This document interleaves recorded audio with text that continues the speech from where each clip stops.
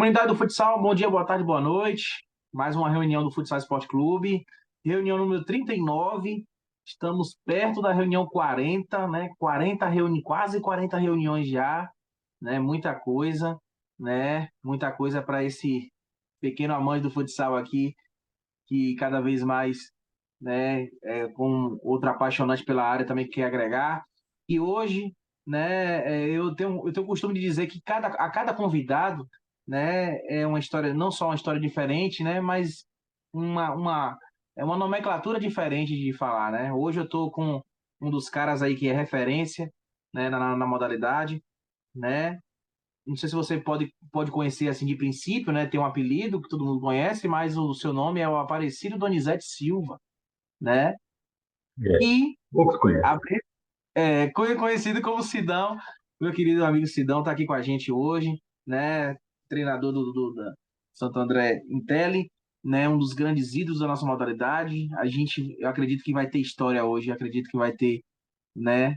Episódios, né? Marcantes da sua vida aí na modalidade. Meu querido, muito Todas são obrigado. diferentes. Pode ter Todas, certeza, vai ter certeza. todas são diferentes.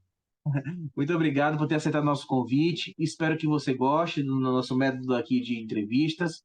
E, cara, a casa é sua, fica à vontade e vamos bater esse papo. Vamos lá, estou aqui para isso. Boa noite a todos. Prazer estar aqui. É, E vamos lá, peito aberto. O que vocês precisarem perguntar, fiquem à vontade. Todo mundo que quiser algo diferente, fiquem à vontade. Estou aqui à disposição. Show de bola, professor. Bom, a gente sempre tem aquela pergunta, né? Quando o convidado ele é novo aqui com a gente sempre pergunta um pouco, a gente quer saber, né? Como começou essa carreira do Sidão, essa carreira que a carreira de sucesso, né? Mais de 40 anos de futsal, né? Como você a gente estava comentando em off aqui, mas eu queria que você comentasse para a gente de uma forma detalhada, né? Como surgiu esse teu amor pela modalidade? Se foi algo que já despertou ali quando você era menor ali, se foi já na parte de adulto? Como você se envolveu nessa parte do futsal aí para ter essa carreira de sucesso até hoje que você tem? Bom, Kaique, bom, boa noite a todos aí mais uma vez. Parabéns pelo teu programa, né? Mais um amante do futsal que está aí. Eu não acompanho todos, porque o nosso dia a dia é uma dinâmica complicada. Bom, vamos lá. Curiosamente, pessoal, eu morei 10 anos em fazenda, cara. Nem via, não tinha televisão na época, mal tinha rádio. Futsal, então, nem imaginava o que que era. Falava muito de futebol, porque futebol sempre existiu assim de uma forma muito grande. Na época, era rádio ainda, que se ouvia, não tinha nem televisão, onde eu morava. E o que me fez gostar de futebol foi que meu pai jogava, ele morava na fazenda e jogava, e naquela época, de domingo era uma festa na fazenda. Para quem não sabe, era uma festa. Todo domingo tinha jogo nas fazendas, e aí o pessoal ia para as fazendas no domingo à tarde. Tinha aquele almoço tradicional de macarronada com frango na hora do almoço, depois era o jogo de futebol. E aí eu só ouvia falar de futebol, só.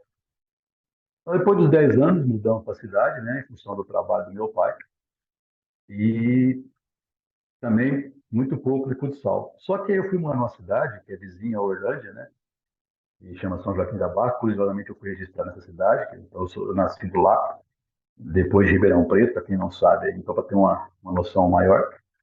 E eu morei justamente do lado de uma quadra de futsal, que era de um grupo, de um parquinho escolar, na época, né? Hoje não existe mais, inclusive, eu vou lá ainda, não existe mais essa quadrinha.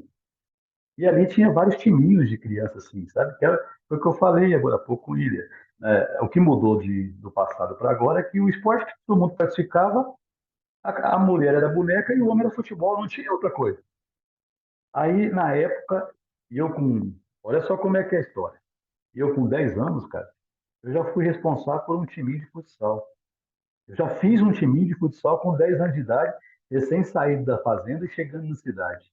Eu lembro que o meu time chamava na época Passat. Olha isso, vai vendo. Passat hoje é uma marca de carro. Na época, deve ser por isso que eu coloquei o nome do time. Cada um comprava a sua camisetinha vermelha, seu shortinho vermelho. Eu lembro que o meu pai, na época, fazia os números e o distintivo, que era um P, assim, mais ou menos igual ao do Palmeiras, e era misturado com branco, com verde, ali na questão do número. Eu lembro até hoje dessas histórias aí. E aí o jogo era nesse parquinho. Foi onde eu comecei a entender um pouquinho o que que era futsal. Mas logo mudei de cidade, fui para Orlândia. Depois de alguns meses, eu fui para Orlândia. Curiosamente, fui morar perto de uma quadra de futsal. E hoje é onde é o ginásio municipal da cidade, que é onde a Intel e o Orlândia mandavam os seus jogos. Isso com 10 anos, eu estou com 59, só para você ter uma noção. E aí, cara, as coincidências foram acontecendo. Eu jogava só futebol de campo nessa época. A partir daí, eu morava do lado do estádio de futebol da cidade também e fui jogando campo. Futsal só brincava e jogando campo. Até que com 15 para 16 anos, eu fui trabalhar de office boy num clube em que o presidente já era, na época, o presidente da Intel. Olha isso, olha quantos anos fazem isso. E, naquela época, tinha os torneios de férias tradicionais em janeiro e em julho. Eu, como funcionário do clube, jogando mais campo do que salão, o salão eu só ia brincar com os amigos no final de semana, ajudava a organizar esses torneios. Ali como anotador, cronometrista, organizador do evento, a quadra era descoberta, tinha que rapar quando chovia, chovia, você tinha que rapar a quadra para ter jogo. E aí eu acho que eu comecei a me envolver. E, curiosamente, a empresa Intel, na época, já tinha os times de futsal, cara. Aí, saindo dali desse clube, tive uma passagem pequena num banco. Aí o banco depois ia fechar. Esse meu patrão me pegou e levou para a empresa Intel para trabalhar no financeiro. Aí eu já estava com 18, 19 anos por aí. Foi quando, um belo dia, ele me chamou e falou: Olha, nós precisamos melhorar nossa equipe e você é um dos que mais gosta aí. E, coincidentemente, nessa época, eu estava parando de jogar. Eu tive o desprazer de romper tendão de ligamento, de tornozelo. Naquela época não tinha como tratar muito. E fui ficando meio que desanimado daquela coisa de jogar. Ele me chamou para você, eu quero que você cuide do clube para mim. Isso com 18, 19 anos, para 20 anos na época aí. Falei, olha, não vai atrapalhar meu trabalho. Eu trabalhava no financeiro da empresa. E aí eu já não jogava mais assim, nem futebol, né? Eu só ia no clube de final de semana brincar de futsal. A gente ficava lá o dia inteiro se deixasse brincando. Não, não vai atrapalhar não. Lembro até hoje essas palavras. Não vai atrapalhar não, pode ter certeza. Isso passou um mês e meio, eu estava fora do meu setor, nunca mais consegui voltar. De 20 para 21 anos. Porque na época, e aí vem uma coisa curiosa, a Intel, o Orlando especificamente, ela sempre foi tendo metas. Então, a meta de quando eu assumi o clube e fui cuidar do clube era o quê? Era ganhar os torneios de férias. Esses mesmos torneios que nós organizávamos lá atrás. Comecei a montar os times. Primeira ideia minha, eu já tinha alguns funcionários que eram bons, que já jogavam para o clube, mas não tinham conquistado assim muitos campeonatos, né? Já meio esperto no negócio, fui no time principal da cidade, que era o time de um banco na época, peguei os principais jogadores e levei para a empresa, para trabalhar na empresa. Né? Isso com 20 anos. Né? Da onde eu tirava essas coisas, não sei, mas era assim que funcionava. Curiosamente, eu fazia o time adulto e fazia um time de meninada, de garotada. Nos dois primeiros eventos que nós participamos dessa forma, o time adulto foi campeão e o time da molecada foi vice. Então, assim, isso com 20 para 21 anos, não sei explicar como que isso foi fluindo, mas e eu entendo que essa forma de gestão minha, de sempre preocupar com a gestão do coletivo, naquela época já fazia diferença. Fazer os jogadores se respeitarem, se entenderem e por aí vai. Sei que na época já aconteceu isso. E na mesma época, curiosamente, lançou-se no interior de São Paulo um evento que chama da CPTV de futsal, lançado pela Globo na época. E nós fomos convidados a participar e, e aí você tinha que fazer a seleção da cidade para representar a cidade, né? Então, aquele primeiro objetivo, que era conquistar o torneio da cidade, nós já tínhamos conseguido. Qual que era o próximo objetivo? Ganhar essa taça PTV, né? E ali na região de Ribeirão Preto sempre teve boas equipes, sempre teve grandes equipes. Curiosamente, a nossa era uma das mais novas desse nível de competição, assim, com a Intel. Mas quis o destino que na primeira taça nós fôssemos finalistas, numa cidade vizinha de Ribeirão Preto, que chama Serrana. E nós perdemos a final. Perdemos a final. Curiosamente, na segunda TTV, eu já fazia parte diretiva, aí eu montava a equipe, trazia os atletas, montava os atletas, trazia o treinador de algum lugar para poder treinar. Treinar, como a gente falava de treinar, era você ia para o ginásio treinar 2 vezes por semana à noite. E todo mundo trabalhava, não tinha como. Só que na segunda taça, nós já vencemos a taça. Nós já ganhamos a taça. E isso virou uma tradição. Na época, para nós, aquilo ali era a Copa do Mundo. Mexia com a cidade inteira, era festa na cidade inteira, era passeata e por aí vai. Era uma grande festa. Então, nessa época, ainda estava longe para nós, por exemplo, Campeonato Paulista, Brasileiro, nós ainda não tínhamos essa estrutura, né? Mas começamos a participar também do Campeonato Paulista da época, a federação organizava, que se chamava Campeonato Paulista do Interior. Então, no primeiro semestre, se jogava o interior no estado todo, e em São Paulo, na capital, se jogava o Campeonato Metropolitano.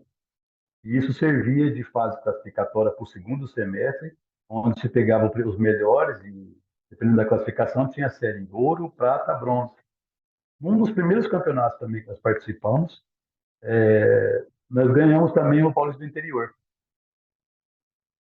E nessa época, era tudo amador. A gente buscava contratar o jogo, como é os extras hoje aí, que o pessoal comenta muito. Você dá um contrato ali, os jogadores buscam tudo quanto é lugar, contrata e monta as equipes melhores possíveis. Isso durou até ali meados de 89, mais ou menos, por aí. Aí a empresa teve que enxugar algumas coisas e paralisou as atividades. Eu fiquei na empresa mais um pouquinho, paralisou as atividades do esporte e eu fui fazer outras coisas na vida, não me envolvi mais. Eu fui para Franca trabalhar lá um ano de futsal, fiz os objetivos lá, que era classificar em jogos regionais, jogos abertos na época, mas voltei logo e saí fora do futsal, fiquei fora nessa época. Em 95, já pulando essa etapa aí, um amigo meu assumiu a Secretaria de Esporte do município. Ó, vamos montar um time, né, para a gente disputar a Taça PTV, tá. E eu estava afastado do dono da Intel, que é o Vincenzo, eu estava afastado dele já faz uns 5 anos, 6 anos já. Ah, tudo bem, vamos lá falar com ele, porque se ele tiver afim, a gente consegue fazer uma boa equipe. Tá bom. Chegamos lá, ele falou, não, eu faço sim. Monta para mim 3 orçamentos. Vamos ver o que a gente faz. Montei, baseado em atletas da cidade e mais atletas da região. Resultado final, finalista e campeão. Então, isso depois de ficar 5 anos parado. Então, assim, esse dom a gente não consegue achar. Por que funcionava sempre assim? Fizemos aquele ano, aí eu fui trabalhar esporte, aí sim eu fui para a área de esporte, definitivo, trabalhar em escolinhas, prefeitura, aquela coisa toda. Mas a nível de competição, eu só voltei a fazer o time de novo em 2000. Já se passaram 5 anos. Nós só fomos fazer o time de novo competitivo em 2000. Montamos o mesmo molde, finalista de novo. Não, minto, nós perdemos a semifinal. Perdemos a semifinal. E essa semifinal teve uma coisa curiosa. Eu estava como dirigente, montei a equipe, trouxe um treinador que era da região, que é um grande amigo meu, que é de Bebedouro. E teve eu não lembro se foi tiro livre, se foi pênalti, não foi tiro, foi falta. Era falta aberta. E nós tínhamos vários jogadores que finalizavam bem no grupo. Só que ele colocou o cara que finalizava mais forte, mas que tinha controle emocional menor. E o jogo estava 1-0 para os caras. E o tempo era corrido. A hora que ele chamou aquele cara para bater, eu fiz assim, né, que banco. Eu tava na porta do vestiário, eu fiz assim. Falei, ai, meu Deus. A bola foi para lá perto do portão do ginásio, lá em cima. Perdemos de 1-0, ficamos fora. Aí, nesse meio tempo, eu refiz o contato com o dono da Intel E fui de novo, voltei para a Inter. Isso já de 2000 para 2001. Aí, de tanto eu encher o saco dele, né, esse é o termo, ele estava aqui, ó, de montar um time mais competitivo e participar da federação, de novo, e fazer um time mais forte. Só que aí com a ideia já que todos morassem na cidade, a maioria da cidade, mas que quem viesse de fora morasse na cidade, para que a gente treinasse mais profissionalmente. Para minha surpresa, ele concordou. Isso foi em 2001 já. Ele concordou. Contratei, peguei uma base inteira de um time que era de São João da Boa Vista, que era um dos melhores times do interior, e levei para Orlândia. A estrutura ainda era pequenininha, assim, mas já dava para quebrar um galho, né? E enquanto isso, uma cidade vizinha da minha, lá chamada Luiz Antônio, montou o melhor time um dos melhores times do estado. E nós quietinho no nosso cantinho, com um time bom, mas sem muito oba-oba. Só que naquela época, o torcedor enchia ginásio, emissora de rádio transmitindo, a televisão da região cobria, o movimento em torno daquelas competições era muito grande. E aí veio a primeira Taça CPTV. O campeonato rodou, rodou, rodou. Finalista nós e Luiz Antônio. Luiz Antônio favorito, primeiro jogo da final em Orlândia, segundo jogo em Luiz Antônio. O que aconteceu? Conseguimos ganhar o título também. A equipe não paralisou mais. Então, foi só evolução, entendeu? Aí nós continuávamos sempre brigando pelo interior, que era um campeonato muito forte. Ou seja, nós já tínhamos, nesse tempo que eu citei, ganho os campeonatos que nós traçávamos como meta. Era primeiro ganhar a cidade, depois era ganhar o interior de São Paulo, né? O mito era a cidade, ganhar a PTV primeiro, depois veio o interior de São Paulo, e aí foram sempre aparecendo as metas. Qual que era a próxima meta? Ganhar o estadual. Naquela época, o estadual era sempre ganho, a maioria das vezes, por equipes da capital, porque eram equipes que investiam mais, né? Como o GM na época, Transbrasil, Gercan e por aí vai. Então, nós éramos muito pequenininhos próximo deles. A gente saía do interior, vinha para a capital, a gente só perdia. A gente dificultava os jogos, jogando em casa principalmente, mas era difícil. Aí quis o destino que chegar no interior era sempre uma meta, a gente sempre chegava bem, tem vários, eu não lembro a quantidade de títulos, mas a gente sempre chegava a brigar por título, sempre brigava, passou a ser uma coisa corriqueira. O desafio era então ganhar o Estado. Só que quis o destino já que em 2002 nós fizemos uma boa campanha, e em 2003 já chegamos a ser finalista contra o Palmeiras, que na época era o melhor time um dos melhores times do Brasil. Curiosamente, vencemos. Fomos o primeiro título estadual na época. Com isso veio o convite, através da franquia da Pênalti, e a Federação Paulista na época, para que nós começamos a participar da Liga Nacional em 2004. Né? 2003 foi o título paulista. A partir daí, disputar bem o interior e o Campeonato Paulista era obrigação. E que sempre, a gente estava sempre ali, brigando por título, sempre, sempre, sempre, sempre. Ganhamos outros interiores, ganhamos outros estaduais, e só que a liga estava sempre distante, né? E aí o investimento era muito diferente. Viemos essa luta aí de 2001 até 2010, brigando pelo interior. A PTV passou a ser um meio assim, que a gente não participava com a mesma eficiência, porque a prioridade era outra. Brigava pelos estaduais, né? E em 2011, a, a final, a gente sempre participando bem de liga também. Começou a participar em 2004, sempre participando bem, mas não conseguimos chegar perto de título, né? Aí em 2011 foi quando nós enfrentamos o Santos, né? O Santos de Falcão, de Ferretti, na base da seleção brasileira. E o Santos realmente tinha uma boa equipe, tanto é que foi campeão da Liga Nacional. Mas no estadual, nós conseguimos enfrentá-los bem. Chegamos na final, perdemos o jogo em Santos, jogo de ida. Tínhamos que ganhar o jogo da volta na prorrogação. Na prorrogação, isso. Ganhamos bem no tempo normal. Na prorrogação, o empate era nosso. O Santos precisou se expor um pouco mais e vencemos. A gente já tinha uma boa equipe para brigar por liga, mas para brigar pelo título estava um pouco distante. Foi quando o Santos resolveu acabar com a equipe. Do nada, assim, no final do ano, resolveram acabar com a equipe. O estadual já foi no final do ano, ali já meados de dezembro ali, eles acabaram com a equipe. E, para nossa surpresa, o Falcão nos procurou. Não fomos nós que fomos atrás dele, porque a gente sabia que era uma realidade diferente, né? Financeiramente, muito diferente. E nós já tínhamos uma boa equipe. E com essa busca do Falcão por nós, acabou que o meu patrão sempre foi assim, um sonhador que queria buscar esses títulos aí, queria ser campeão brasileiro, para chegar no Sul-Americano, depois chegar no Mundial, que foi a única coisa que nós não conseguimos ganhar foi o Mundial. Ficamos duas vezes em terceiro. E que acabou que culminou com a ida do Falcão, e junto com o Falcão já tinha levado o Cício, já tinha outros jogadores que já estava meio que namorando para levar para lá. E veio mais alguns juntos, com o Falcão também. Os do Santos veio junto o Davis, se eu não me engano o Gé, já tinha tido passagem por lá, inclusive. E a gente acabou montando um grande elenco, já para 2012, né? E aí sim se deslumbrou pela primeira vez a busca pelo título. E ela veio naquela final épica lá em Baixada do Paraíso contra o Joinville.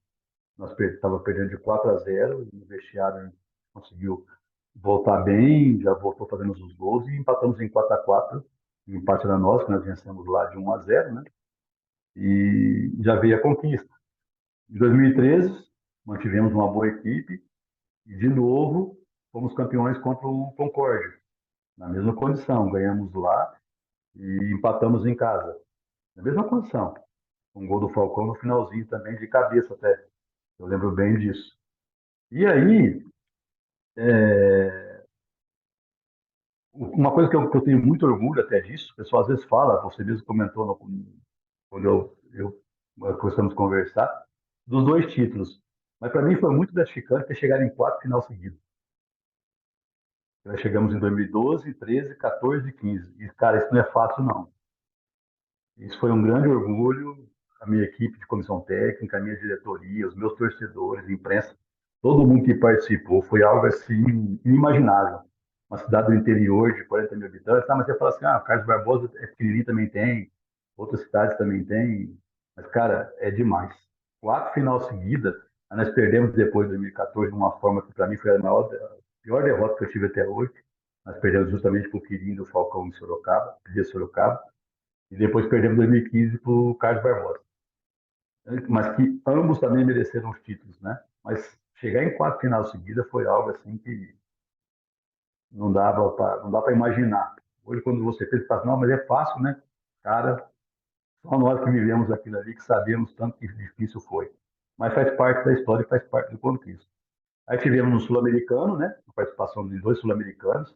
Um foi no Uruguai, né? Pela conquista de 2012 foi no Uruguai, em Montevidéu. Aliás, nem foi em Montevidéu, foi em Canelones. Nós ficamos em Montevidéu, mas Canelones é a terra do Lugano, para quem não sabe. O jogo era mais no meio do Uruguai ainda, do interiorzão. Nós ganhamos a final lá do Minas nos pênaltis. Então foi o primeiro título sul-americano. O segundo sul-americano foi em Erechim. Nós fomos derrotados pelo Atlântico na semifinal. E depois participamos de mais também, mas aí a conquista foi só essa. Fomos em dois mundiais, que foi um na Carolina do Norte, nos Estados Unidos. Perdemos a semifinal para o Dinamo de Moscou, na época um dos melhores times do mundo. Aí fomos para o Cazaquistão no ano seguinte, outro mundial, em Almaty. Semifinal com quem? Dinamo de Moscou. Perdemos também. Jogando de igual para igual, jogando bem, mas perdemos as duas semifinais. Então, essa época aí de 2011 até 2016 aí, que foi algo assim extraordinário. Foi algo que nós vivemos que era tudo que nós plantamos lá atrás, que semeamos e fomos colher lá no final. Aí depois a gente tivemos que parar lá em Orlândia, por causa da reforma do ginásio e outros problemas. E eu estou desde lá batalhando com a franquia, jogando em várias etapas diferentes, mas competindo, mas buscando títulos fica um pouco mais difícil, né? E estamos até hoje aqui, já se passaram esses 40 anos, eu comecei em 84 ali a competir, e estamos aqui até hoje batalhando, brigando pelo nosso futsal. Só para resumir, é essa história. Sidão, eu estava ouvindo atentamente aqui sua história e não dá para, eu acho que inevitável, né, separar o Sidão da Intel. É uma história linda, cara. É uma história que parecia assim de alguma forma, né? Meio assim, tipo assim, não teria uma projeção, né? No início ali, como você comentou ali, não tinha, parecia que não ia para frente, né? Acho que era uma coisa ali que Era só regional ali, era só um time de funcionários da empresa e parecia que ia ser só isso. Mas a dinâmica foi essa, foi indo até chegar ao ponto que chegou. Isso mostra para muita gente, às vezes, aí, que às vezes a forma de administrar um clube, às vezes a forma de administrar uma empresa, de administrar o trabalho, sei lá, tudo isso faz parte do trabalho. O meu patrão tinha essa visão, né? Podia ganhar, podia perder, mas ele confiava naquela comissão técnica, que foi sendo alterada ao decorrer do tempo, mas eu permaneci. Eu saí, se eu não me engano, foi só ali 86, 87 ali, eu saí um pouquinho. Mas de resto, e aí eu saí um ano também, em 2006. Eu tinha assinado um contrato com um time japonês. Eu comecei a fazer intercâmbio lá, acabei indo 9 vezes lá, e numa dessas eu tinha assinado um contrato lá. E eu saí já para assumir um compromisso lá, só que eu assumi o compromisso desde que eu levasse a minha família, minha esposa e meus 2 filhos, que na época eram pequenos, né? A ideia era ficar uns 3 anos no Japão, e meus filhos aprenderem aquela cultura lá, seria um ganho muito grande pessoal, né? Só que aí o que aconteceu? A minha documentação saiu e a deles não. Eu peguei num, ó, assim eu não vou, sozinho eu não vou. Não, vem, vamos, depois eles vão depois. Essa história eu já cansei de ver, né? Aí, como a Inter já tinha contratado o treinador, já estavam trabalhando, eu fui parar em Garça. Eu fiquei um ano em Garça. Levei o time de Garça para a Liga Nacional. O pessoal do Banespa, na época, me convidou para que eu levasse. Mas logo na sequência eu desentendi lá e voltei para Orlândia e retomei a história em Orlândia. Então, vinha muito da confiança, né?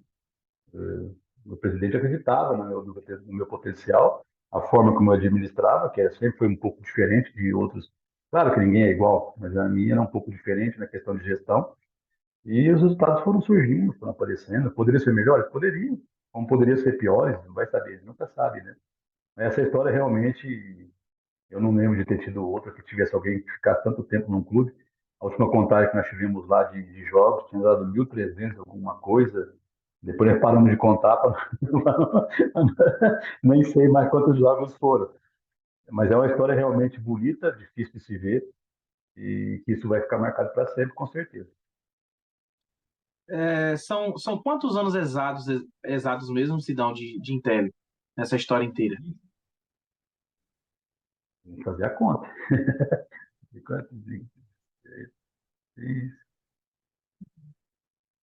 95,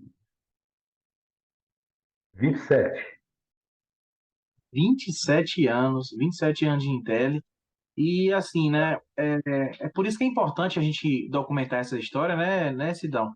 Porque as pessoas costumam é, é, saber um pouco mais da Intel, de Orlândia ali, muito naquele período justamente de campeão de Liga Nacional, ter chegado nas finais. Mas o projeto, isso é Óbvio. importante.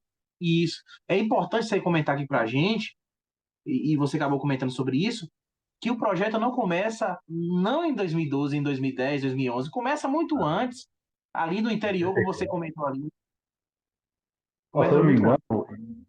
em 83, 82, quando eu trabalhava nesse clube, já tinha o time de funcionários. Tanto é que ela é um ABC até hoje, Associação Desportiva Classista. Nós não tiramos esse nome, porque hoje praticamente não se existe mais classistas, né? Associação Desportiva Classista praticamente não existe mais. O nosso ainda permanece, porque naquela época, em 82, 83, eu trabalhava no clube ainda, praticamente, ali, já tinha o time de funcionários. Então, realmente, o trabalho vem de longo prazo e sempre aquela coisa, ó, o que a gente vai participar, o objetivo é ganhar esse. E nós fomos conseguindo isso, nas etapas aí. Se eu não me engano, de todos esses títulos aí, são muito mais, né? Desde 80 e pouco, eu estive fora do primeiro Paulista do Interior, estava fora, e de uma taça CPTV, que eu ganhei umas 5 ou 6 na época. Eu fiquei fora de 2 títulos, o resto, graças a Deus, sempre junto, sempre conseguindo. 27 anos de Intel, né, Sidão? Nesses 27 anos, principalmente naquele período vencedor ali, surgiu alguma proposta pro Sidão treinar outro clube? Lembre, eu treinei o Garça. Ó, vamos lá. Lá na década de 80, eu treinei por um tempo o time de Franca, a terra do basquete. Eu fiquei lá um tempinho, coisa de um ano. É coisa que também você não se apaga, fica na memória. Mais pequeno que seja, fica na memória. Depois, em 2006, o Garça, rapaz, eu acho que só, hein? Não tô lembrando ninguém mais não, Kaique. Foram só eles então, né, no caso. Sim, sim. Que eu me lembro, sim. Pois é. Aí, Cara, nesses 27 anos de Intel que você comentou da tua história na Intel, tem alguns momentos, fora, claro que a questão de ser campeão é muito importante e os momentos são maravilhosos. Mas nesses 27 anos, cara, você tem alguns momentos assim, quais, se tivesse de destacar momentos positivos que aconteceram e momentos assim que você, né, teve uma decepção ali e tal, internamente, ou não sei, algo do tipo, se teve só alegria, algo do tipo. isso é normal. Aí que ninguém passa despercebido nessas situações, né? Então, quando havia as derrotas que você não esperava, ou quando você tinha sei lá, alguma derrota muito grande extra-quadra, tudo isso faz parte, cara. Eu saí, por exemplo, da Intel, nessa minha história de ir para o Japão aí, não foi um jeito muito legal, a volta também depois teve um pouco de transtorno. Então, são coisas que você vai guardando. Você serve como experiência, entendeu? Tudo serve de experiência. E as derrotas você aprende muito mais. Essa derrota de 2014, por exemplo, é algo que, da forma como foi, por estar ganhando a prorrogação de 2 gols de diferença, se eu não me engano, 2 ou 3, tomar virada ainda. Então, esses momentos de derrota, eles acabam te deixando mais maduros, mais experientes, né? Mais assim, sabendo onde você tem que corrigir quando dá alguma coisa errada. Então, assim, tem sim, com certeza, e isso faz parte. Desde a década quando nós começamos, nós perdemos a primeira taça de PTV, por exemplo, uma cidade que estava ali envolvida ao extremo, a cidade inteira foi para Franca para torcer por nós, afinal foi em Franca. Nós perdemos de uma forma até meio que bizonha, assim, o jogo em si. Mas na segunda já ganhamos, com certeza a primeira serviu de alguma coisa. Então as derrotas acabam aparecendo e elas acabam sendo lições de vida para você colocar na prática do seu trabalho, com certeza. Bom, Nós você só não falou da. conseguimos, nós só não conseguimos reconstruir as histórias do Mundial, né? Não tivemos mais chance, né? Claro, claro, a gente vai comentar muita coisa aqui. Eu vou mostrar, você falou da final de 2014 e vou mostrar para a gente vai abrir aqui para você ver. Você está vendo a minha tela aí? Acho que você deve se recordar muito bem desse jogo, hein? Cara, como é que você revendo esse vídeo hoje? Não sei se você, assim, algumas vezes você vê esse vídeo. Cara, o que é que passa na tua cabeça, assim? Você comentou aí sobre dessa derrota dura de 2014, mas fora essa questão, assim, essa lembrança não muito boa, quais pontos, assim, você também observa também como positivos, né? Em meio a tudo isso, durante essa campanha? Não, tanto é que eu acabei de citar, né? Eu te falei que foi um orgulho muito grande ter chegado em 4 finais seguidas, cara. Tanto é verdade que nós perdemos essa aí e nos levantamos rapidamente, nos erguemos rapidamente para chegar em outra final em 2015, né? Então, assim, tudo serve como lição, né? Tudo serve como lição. Esse jogo foi muito atípico na prorrogação. Claro que tem muito mérito ali do Sorocaba na época, que ele estava com o jogo perdido e ele arriscou tudo. O goleiro linha deles naquele dia foi fenomenal. A gente não conseguiu marcar, marcou errado. E tem um problema aqui na prorrogação, não tem tempo, né? Você não pode parar o jogo. E nós não encontramos o segundo tempo da prorrogação. E isso foi uma grande lição. Foi uma grande lição, sem dúvida. Por isso que é uma derrota que ficou marcada, pelo menos para mim. Acredito que os atletas também estavam lá, também sentiram isso, porque o jogo estava na nossa mão. Estava na nossa mão. Com todo o respeito que o Sorocaba sempre mereceu, porque é um grande time, sempre foi. Só mudou de nome agora recente, mas sempre foi um grande clube. E nós deixamos escapar, mas mérito dele também, que arriscaram tudo. Fizeram por merecer. Bom, nesse período aí, Tem, você tem como tem, né, Caio? Como tem o caso das vitórias, né? Você pega as vitórias de 2012, 2013, por exemplo, todas elas têm um recheio de histórias que você viveu junto com os atletas. Tudo isso serve de muita lição. De sim, 2012, então, principalmente 2012, né? Que nós fomos lá em Joinville, e Joinville era um timaço na época, dirigida pelo Ferretti, né? Ganhamos lá de 1-0, tomando uma pressão. O Guita aquele dia fez milagre, cara. E eu com alguns jogadores lesionados que não viajaram, o Guita fez milagre e vencemos o jogo de 1-0. Tem algumas histórias que são assim, até pitorescas, Kaique. Vou dar um exemplo para você. Em 2012, eu tinha um jogador de reserva de pivô que chamava André, pivô canhoto, por onde passou era artilheiro. Mas eu tinha um elenco tão recheado que eu utilizava pouco, né? E nesse jogo de Joinville, eu precisei utilizar. E ele foi para o jogo sendo titular. E ele fez o gol do 1-0, né? Em 2013, eu tinha o César Paulo, que voltou da Europa, mas voltou lesionado, com problema sério no joelho que ele tinha. Não conseguiu adaptar, mas quis o destino que no jogo da ida, nós ganhamos o jogo de 2-1, um gol dele e um gol do Sinoé, e ele, curiosamente, fez o gol. Ou seja, dois jogadores que participaram um pouco da campanha praticamente fizeram os gols do título. Porque no jogo da volta, teve gol sim, mas esses gols nos deu a vantagem de jogar pelo empate em casa. Curioso, né? Tem algumas coisas que a gente. Vou citar um exemplo para você ver. Nas finais de 2012 e 2013, curiosamente, dos quatro jogos, só canhotos fizeram gols. Como que você explica isso? Da onde você tira essa. Só canhoto fazer gol? Lá em Joinville, o André, canhoto. No jogo da volta do 4-4, foi Gé, Vinícius e Falcão, tudo canhoto. Contra o Concórdia, lá foi Sinoé, César Paulo, canhoto. E no jogo da volta, Vinícius e Falcão, tudo canhoto. Não, não me pergunta por quê, nem como, mas são histórias que ficam marcadas, cara.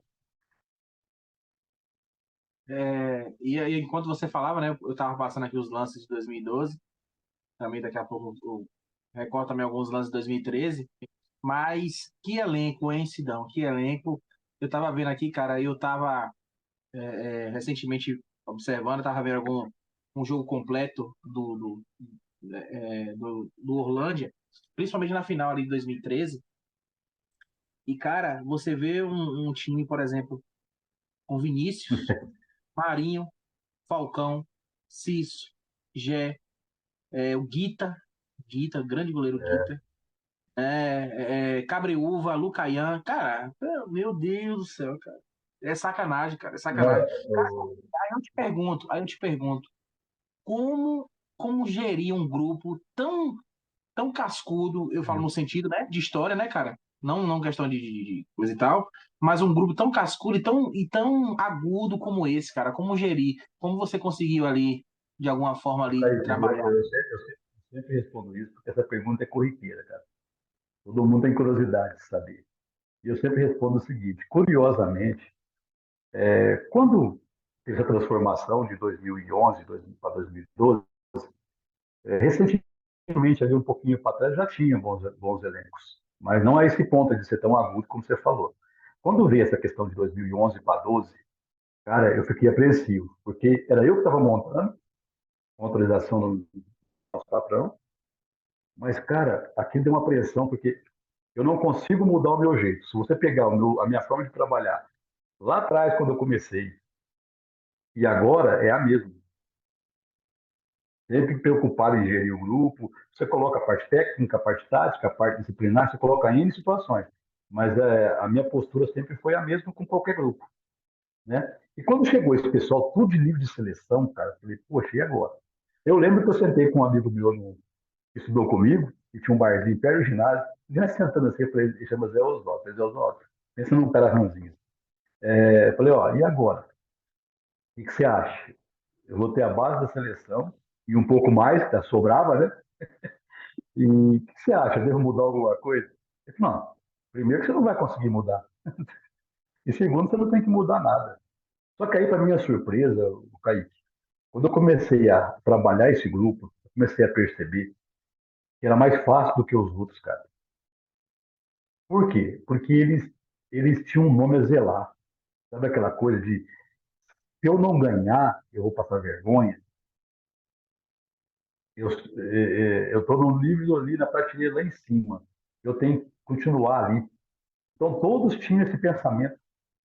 Então, era um grupo, esse grupo de 2013, de 2014, de 2015, de 2016, foi mudando ali porque era necessário, jovialidade um pouquinho mais ali, foi se adequando a cada ano, mas, cara, eram estritamente profissionais ao extremo. Então, assim, eles tinham o treino, pra você ter uma ideia, cada treino era cara, era no limite extremo.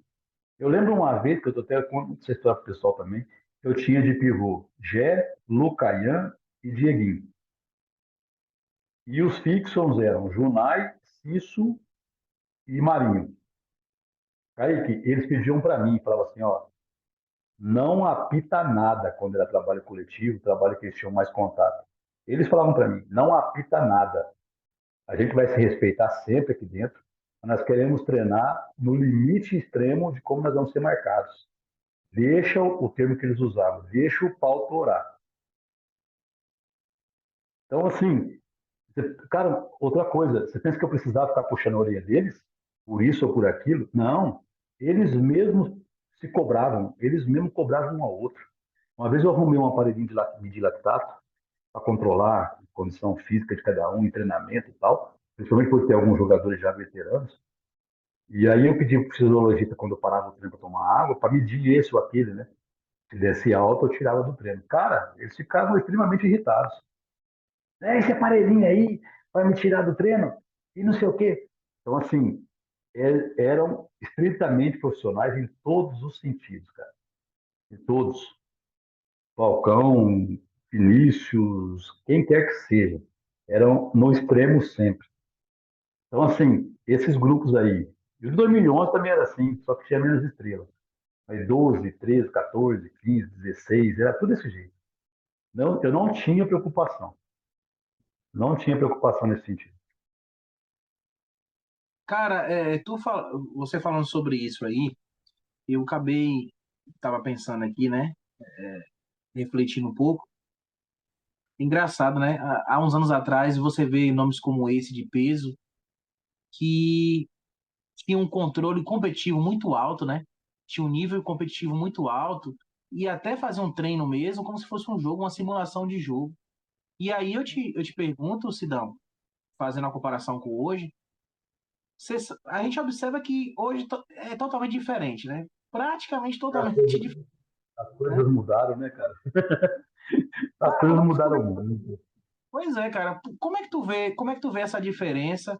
E você, o que que tu acha por que mudou tudo isso? Por que houve essa transformação tão grande assim hoje, aonde claro que existe pessoas competitivas, não, mas não muito como antes, né? São poucas e quando a gente acha alguma pessoa como essa, né? Você como treinador, Isso, quando você e mais, pessoas como e mais essa, estranho, cara, e mais estranho.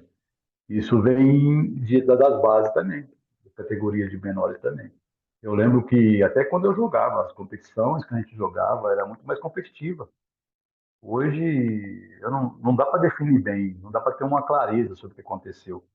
Mas eu acho que isso vem tudo de formação, desde escolar, porque eu lembro que a gente aprendia a competir naquela, entre aspas, educação física, que era só jogar bola, não tinha mais nada. Educação física mesmo, a gente não tinha assim algo diferente. Mas ali a gente aprendia a competir. A gente aprendia a competir no campo de terra, na rua, onde a gente brincava. Eu lembro que eu jogava num campinho de terra perto da minha casa lá, que era só terra mesmo. Eu parava o jogo para o trem ferro passar do lado lá, porque senão estourava das bolas.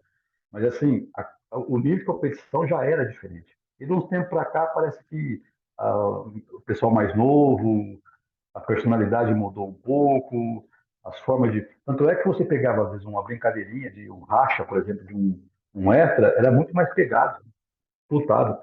Hoje é um pouco mais assim, cadenciado não, porque o ritmo mudou. A dimensão de quadro indo alterando, a dinâmica de jogo, as regras também mudando, o jogo ficou mais rápido, mas a competitividade diminuiu. A gente não consegue te definir numa palavra, numa explicação por quê, mas realmente mudou muito. Se você pegar, por exemplo, vou dar um exemplo aqui, desses elencos que eu tinha em 2012 e 2013 e os outros todos que eu trabalhei, eu não consigo te achar, não é porque é estrela, porque é craque ou não, e eles se cobravam muito. Não é só isso. O nível de competição deles era ao extremo. Eles sabiam que eles estavam ali, porque eles tinham que dar resultado, e era do alto rendimento ao extremo que eles tinham que dar resultado. E isso a gente via em outras equipes também. As nossas equipes adversárias também tinham, algumas tinham o mesmo perfil. Não eram todas de uma Liga Nacional, por exemplo, mas a sua maioria, sim, tinha o mesmo sentido de competição. Hoje, tem também, mas não é a mesma coisa. Não é o mesmo jeito, não. Eu lembro que eu comentei isso hoje no treino. Hoje ou ontem eu comentei sobre isso com o pessoal, meus auxiliares, comissão técnica ali. Eu lembro que, há um tempo atrás, você fazia treino, por exemplo, de trabalho coletivo de 1 hora. Você acabava o treino, os caras ainda achavam ruim, achavam que você fez pouco. Hoje você faz meia hora, 20 minutos, você faz meia hora, a pessoa está reclamando que já está cansado. Isso de forma, já faz um tempo que isso acontece. Então a gente não tem essa explicação, não consigo entender o que mudou nesse aspecto, mas realmente essa questão de personalidade, essas coisas mudaram bastante, mudaram bastante. Talvez a formação, né? Talvez a formação, não sei se é isso, mas mudou bastante, com certeza. Bom, Sidão, a gente vai entrar num outro assunto aqui que a gente lamenta, né? Mas recentemente perdemos o grande mestre Fernando Ferretti, né? E eu vi uma entrevista sua lá para o GE, um trecho da sua entrevista lá para o GE, tem até um recorte lá para quem tiver interesse depois, né? Você falando um pouco do que o Fernando Ferretti representa para você. E, cara, queria ter essa oportunidade aqui agora, nessa reunião contigo, nessa entrevista. Cara, o que a gente sabe toda a expressão, tudo que o Ferretti fez pelo futsal, dos principais nomes, dos maiores treinadores de todos os tempos da nossa modalidade, né? Isso é óbvio, né? E, cara, o que é que o Ferretti, né, representou muito para a tua vida, Sidão? Olha, é assim, eu acho que não foi só para mim, né? Especificamente. Eu acho que para o futsal, a família futsal, né? Tem alguns nomes, tem alguns nomes que deixaram a sua marca, né? E ele é um desses expoentes aí que realmente marcou, porque eu não quero ficar citando nomes aqui que eu posso ser injusto, um ou com o outro que ainda estão em vida. Mas nós tivemos aí, nossa história sempre teve grandes nomes. E, e o dele marcou porque, assim, eu lembro quando eu conheci lá atrás, ainda começando a carreira, quando eu vinha fazer estágio na GM, por exemplo, que em 92, quando o Bruno era recém-nascido ainda. E era craques ao extremo, né? Tinha craques de tudo quanto é jeito. E na época a GM era um dos mais fortes. E aí ele pegou aquele time de Goiás lá, que Taça Brasil, de repente foi para Jaraguá, e lá construiu a história que conseguiu. Só que ele passava muita informação, né? Se a gente conseguia colocar em prática ou não, aí vai de cada um. vai de cada metodologia de trabalho, mas a cada treino, a cada jogo, a cada tempo pedido, era sempre uma lição, né? Aí quis o destino que depois, na frente ali um pouquinho mais, até então eu só via, né? Eu presenciava de longe as finais, os jogos, tal, tal, tal. Quando jogava contra, a maioria das vezes a gente perdia, não tinha muito afrontamento. Eu lembro que eu consegui ganhar um jogo dele lá em Orlândia de 7-1 ou 7-2. Para mim aquilo foi assim, um marco na carreira, né? Porque foi uma festa na cidade. Mas depois veio as finais, né? Jogamos finais, essa final da Liga, depois Joinville, final contra o Corinthians e por aí vai. Então, assim, e toda vez que eu procurava por ele, ou que conversava com ele, ele sempre dava atenção, a gente sempre conversava, ele sempre falava o que ele imaginava, dava a opinião dele, ensinava, procurava ensinar. Tivemos confronto depois ali também, quando ele estava no Santos. Ou seja, a gente tinha confrontos, mas tudo que eu precisava pegar de informação, eu tinha. Você podia ligar, trocar ideia, falar, pedir, falar, ele ia te falar, ele ia te responder. E o que você via no dia a dia, nas equipes que ele trabalhava, também servia como informação, tá? Também não quero citar nomes, mas tem ídolos, por exemplo, que davam menos atenção, mais demérito, também tem isso, né? E ele sempre passou, no forma geral, ou no particular, ou nos jogos, quando a coisa rolava, que o pau torava, que alguém tinha que ser campeão, que brigava por resultado, quem sabe mais, chora menos, né? Quem acreditado.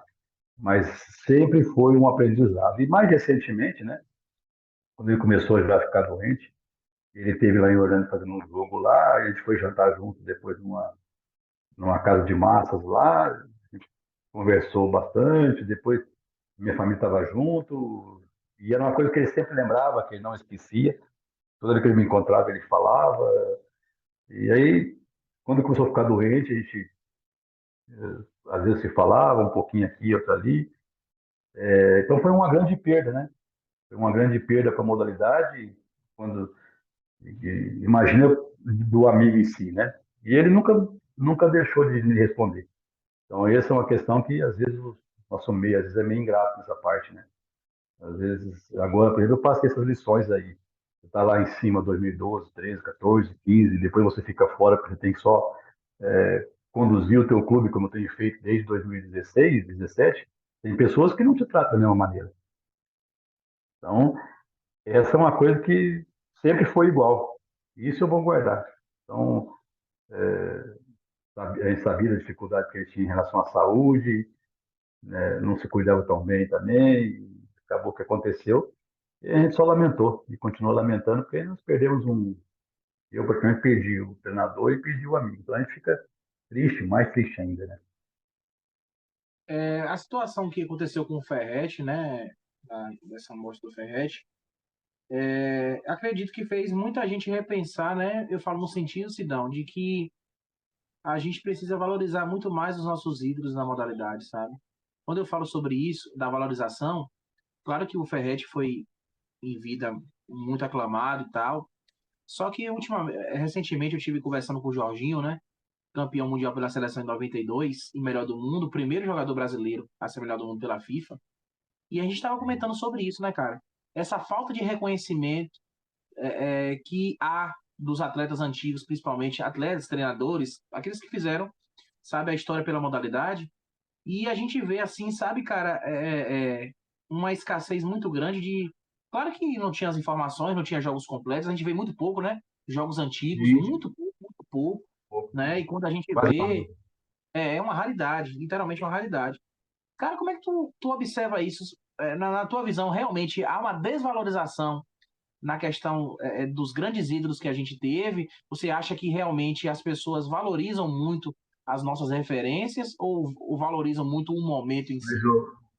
o Kaique, eu entendo que isso é na vida toda, cara. Não é só no futsal, ou só dentro da quadra, só no meu trabalho. Eu acho que é de forma geral. O ser humano tem muito isso, a gente tem muito disso, de não reconhecer, de não aproveitar aquele momento que você está vivendo com aquela pessoa. Isso eu acho que isso é de forma geral. A gente acha, a gente imagina que nós somos eternos, sabe? Aquela coisa de, ah, não precisa, não preciso. E quando você vai ver, a gente não prestou homenagem a quem deveria, ou não foi simpático, às vezes, com quem deve, não deu atenção para aquela pessoa quando ela precisou. O ser humano tem esse defeito. Então, não é só na modalidade. A nossa modalidade, o nosso trabalho, ele é ainda pior, porque não deveria ser assim. Porque se hoje nós existimos, é porque lá atrás alguém plantou a semente. Nós não reconhecemos isso, infelizmente, né? A gente estava lembrando esses dias, eu e um amigo meu, sobre o Miltinho. Eu fui fazer um jogo em Paraíso, agora contra o Moarama, e lá foi um dos últimos lugares que a gente se encontrou e teve chance de fazer um churrasco, bater papo, né? Quando da despedida do Vinícius. Nós fizemos uma festa de despedida lá, né? E lá nós encontramos vários. Mas assim, cara, é muito pouco, é muito pouco. E a gente sente isso na pele também, do lado contrário também. Infelizmente é assim. O nosso cotidiano é assim. A gente não valoriza, a gente só vai lembrar quando perde, deixou de fazer isso, deixei de fazer aquilo.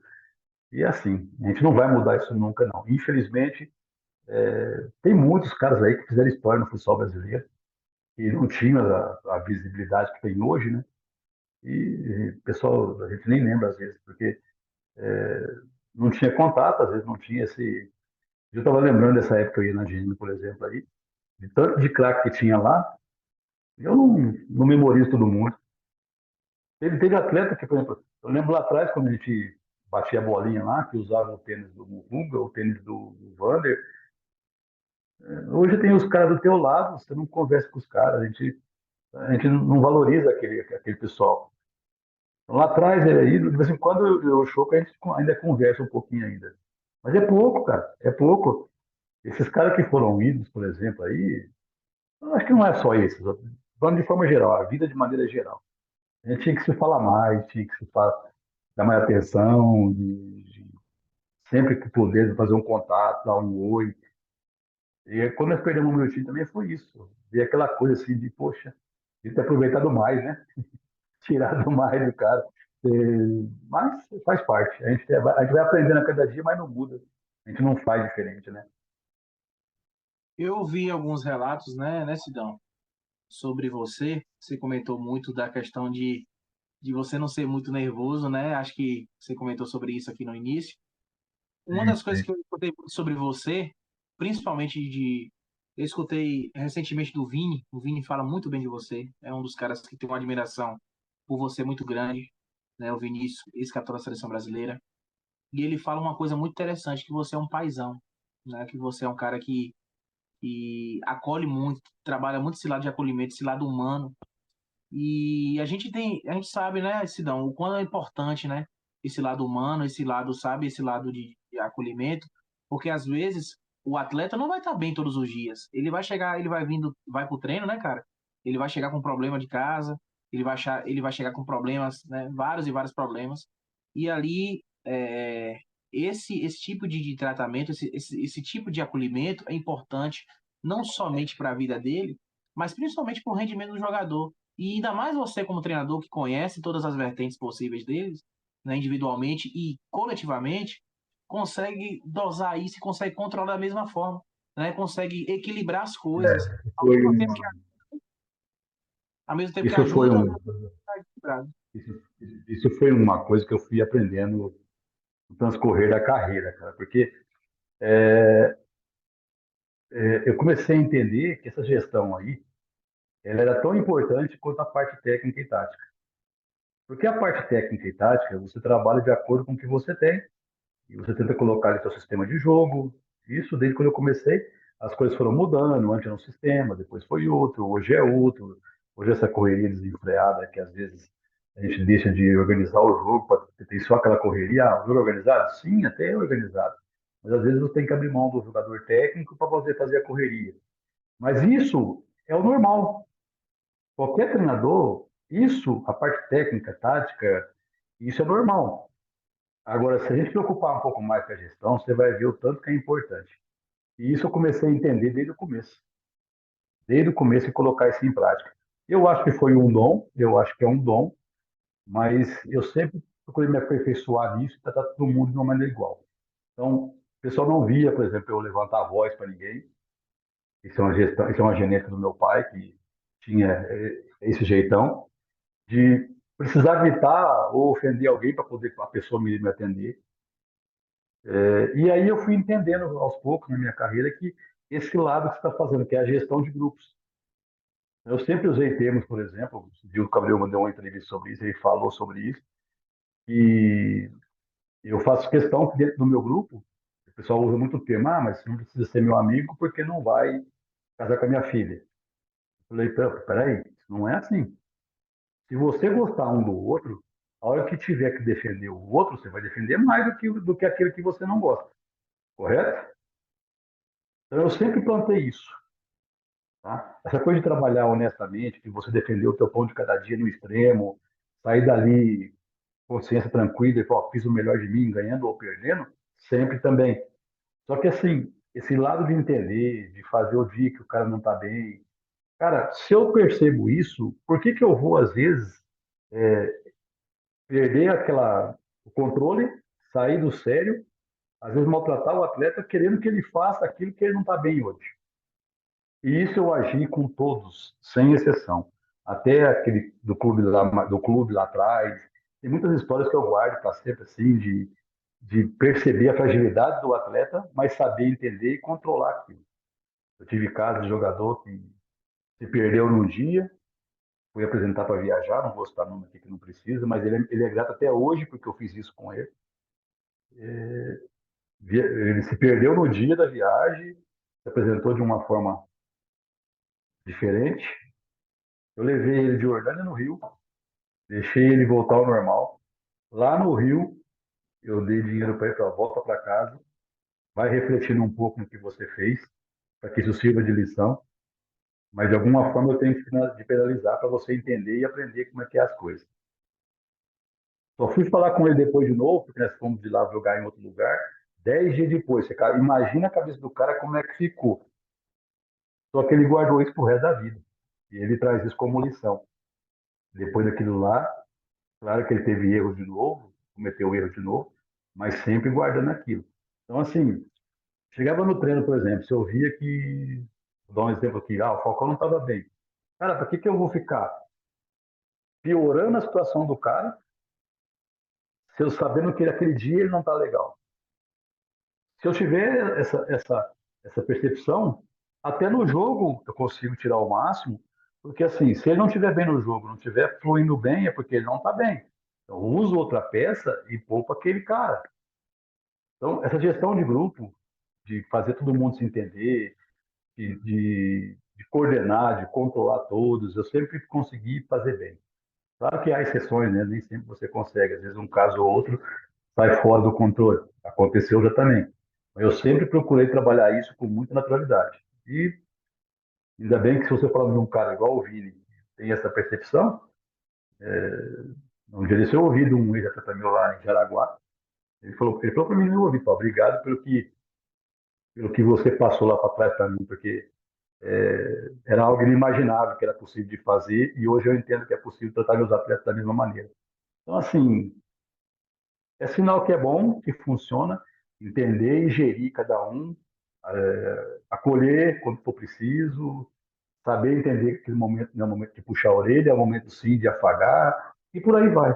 Eu sempre procurei agir dessa forma, em todos os elencos, independente do nível técnico, do nível intelectual, tem muito disso, né? Saber tratar aquele cara que já é de um nível lá em cima, daquele que está aprendendo. Então, graças a Deus, sempre consegui fazer isso bem e sempre dar resultados, isso que é mais importante. E parabenizo você, Sidão, por você ser um dos poucos, né, a trabalhar sobre isso.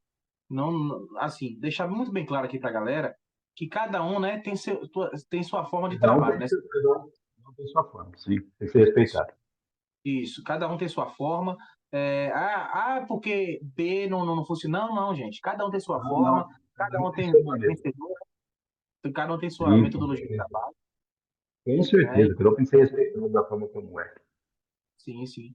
E eu parabenizo você porque, assim, eu me vejo muito como você, essa questão de gestão de pessoas, no sentido de acolhimento, cara. Porque eu vejo que é uma coisa que traz benefício não só para o atleta, pessoalmente, mas também traz para a gente uma paz também para a gente, sabe? Até para a questão do internamente ali, né? Consegue controlar, consegue contornar coisas ali, né? O atleta tem mais confiança com Sim, você, né? E dá para separar muito bem as coisas do profissional e do pessoal, isso é óbvio, né? Quando, ainda mais nessa questão de alto rendimento. E assim, imagino que foi muito mais benéfico do que prejudicial para você, né? Você comentando sobre isso. sim, com certeza. Toda a noção, Kaique. Eu até comentei isso com o William antes. Eu adotei sempre uma postura assim, ó. Treino, jogo. Muito mais em jogo. Nós acabamos de trabalhar. Se o seu resultado foi bom ou não, a partir daquele momento, até o próximo treino, não se fala sobre o que aconteceu. Se você foi bem, ganhou. Se você foi mal, perdeu. Se você errou, não se fala. Tanto é que terminou o jogo, eu não vou em vestiário. Não toco no assunto e evito dar opinião. Ó, fulano errou, aquele acertou, esse errou, esse entregou ouro. Não. Acabou ali, ganhando ou perdendo, você tem que ir para tua casa, o teu bar, passear com a família. No primeiro treino seguinte, a gente vai sentar, ó, vamos conversar sobre isso, o que aconteceu aqui e ali, o que nós podemos melhorar, o que nós acertamos, o que nós erramos. É isso. Porque somos seres humanos. Eu erro, o árbitro erra, o jogador erra, esse acerta e por aí vai. É assim que funciona. Não adianta você. Ah, mas tem jogador que exagerou na dose e cometeu um erro. Ele vai ser cobrado por aquilo. Vai precisar eu gritar e ficar. Não, eu sempre achei que não. Talvez eu falando mais manso com ele, num tom normal, ele vai sentir mais do que se eu ficar berrando. Quantas vezes, isso é engraçado, o pessoal acha engraçado. Quantas vezes, às vezes o treino não estava rendendo, vai, você insiste, né, não está funcionando. O que eu fazia? Eu pegava a bola, eu uso um apito Timon até hoje, que eu trouxe do Japão lá. Gente, ó, seguinte, todo mundo embora, acabou o treino. Se ninguém tá afim, tá dando tudo errado, pode ir embora, amanhã a gente volta. Do nada, assim. Não estava funcionando? Não estava errando? Não, vamos ficar brigando para quê? Vai embora. Amanhã a gente volta aqui, a gente conversa e ajustamos o que está errado. Mas não foi nenhuma nem duas, foi várias vezes, cara. Mas então, sempre funcionou assim, vamos que vamos. É assim que eu aprendi, é assim que eu comecei a fazer e deu certo e vou tocando. E bem claro o que você falou. Não é que os outros estejam, cada um faz do teu jeito. Tem vencedores de todas as formas aí, cada um com a sua metodologia, a sua forma de dar, personalidade, que são diferentes, né? Cada um tem seu jeitão aí. Show de bola, Sidão. É, nesses mais de 40 anos de modalidade, Sidão, eu queria te fazer uma pergunta. Você tem um momento específico que você considera como o momento mais marcante da tua vida no futsal, nesses mais de 40 anos? Se tivesse escolhido um momento que você hoje lembra com maior carinho. Nossa, rapaz, é difícil, hein? Um só? Um só. Poxa, foram tantos, cara. Foram Não, muitos. Foram vamos abrir a sessão então. Você, ó, comente, se Não, tô possível, lembrando. três momentos pelo menos. Caraca. Porque tem momentos que às vezes eles são ruins, mas eles servem de alguma maneira, né? Não é só os bons vou chegar para mim e falar assim, não, o título da Liga 2012 foi o mais marcante, aquele momento do. Mas tem momentos específicos, diferentes, que você pode ter colaborado com a sua equipe de alguma maneira. São muitos, são muitos. Mas você vai sempre lembrar das maiores conquistas, com certeza. Ou das que foram mais importantes, né? Digamos assim. Então, em pensando dessa forma aí, eu só vou falar das conquistas, então. tá? Porque são momentos marcantes que ficaram assim. Eu tenho muitas conquistas, graças a Deus. Meu clube, participei de quase todos, mas alguns foram diferentes, né? Alguns foram diferentes. Então, acredito eu que a primeira final do IPTV foi interessante. Eu vou falar até mais, cara. Vou voltar lá no torneio esses torneios que tinha na cidade aí, em que num deles eu fiz um time adulto e fiz um time de molecada para jogar esses torneios. E curiosamente, na semifinal, ambos cruzaram com os maiores ganhadores da competição. E aí quis o destino que os dois vencessem seus adversários e, e chegassem na final. E na final, obviamente, o time adulto ganhou, né? E aí o que eu fazia? Quando chegou esse fato, aconteceu duas vezes isso, eu ia para a arquibancada e deixava o pau quebrar entre eles. Então, aconteceu duas vezes, foi na década de 80, e curiosamente os meninos na época fizeram um jogo dificílimo contra os grandões, entre aspas, né? E depois, aí você tem o estadual de 2003, que foi muito marcante, né? Foi muito marcante por ter sido contra um adversário dificílimo, que era o Palmeiras na época. Ganhar em casa foi algo que foi diferente. O primeiro campeonato estadual você ganhar em casa foi algo diferente. Depois vieram as ligas, né? E acabei de falar que as quatro finais foram importantes, mas que a 2012, 2013 são fatos marcantes, né? Teve a Supercopas que nós ganhamos bem também. Então os títulos sempre marcam. E aí tem muitos. Alguns marcam menos, mais, porque fica mais na memória, mas eu acho que é por aí. Acho que os títulos eles são o resultado, o reflexo do que você produz. Show de bola, show de bola. A gente falou dos momentos marcantes, mas tem algum momento engraçado, um momento inusitado que aconteceu na tua carreira? Inusitado?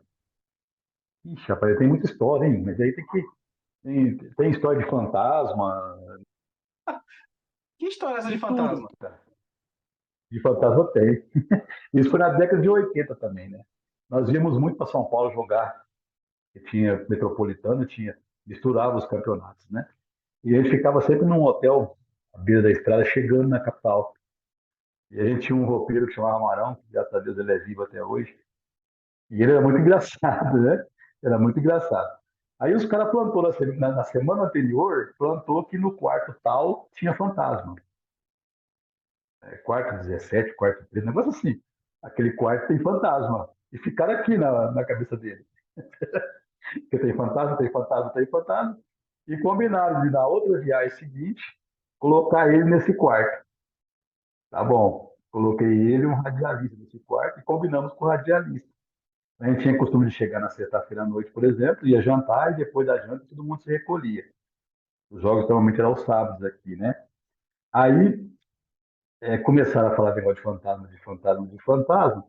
Os goleiros deram uma desculpa de sair antes da mesa, passaram na recepção, pegaram a chave reserva desse quarto e foram para o quarto. Um faleceu há pouco tempo, que é um de Uberaba que chamava Euler, o outro trabalha inteiro até hoje, tem apelido de Cascão. Foram os dois para o quarto. E os caras aqui na cabeça desse roupeiro, né? Falando, falando, quarto é fantasma. E combinaram com o narrador também, ele entrar no quarto e ficar quietinho. Tá bom. A parede de um dos lados era uma veneziana grande, que ela abria e fechava. E do outro lado, normal, parede de cimento com porta normal. Tá bom. Recolher, recolher. Alguns foram lá, pegaram folha de coqueiro e ficavam passando a veneziana. Então aquele fazia zzz, zzz. Aí outro ia, pegava a pedrinha, que é a pedrinha preta, ficava jogando no telhado, jogando na porta, deixaram ele entrar. Ele entrou, ele acendeu a luz do lado da porta. O radialista rapidamente foi dando um jeito de ir para a cama dele, né?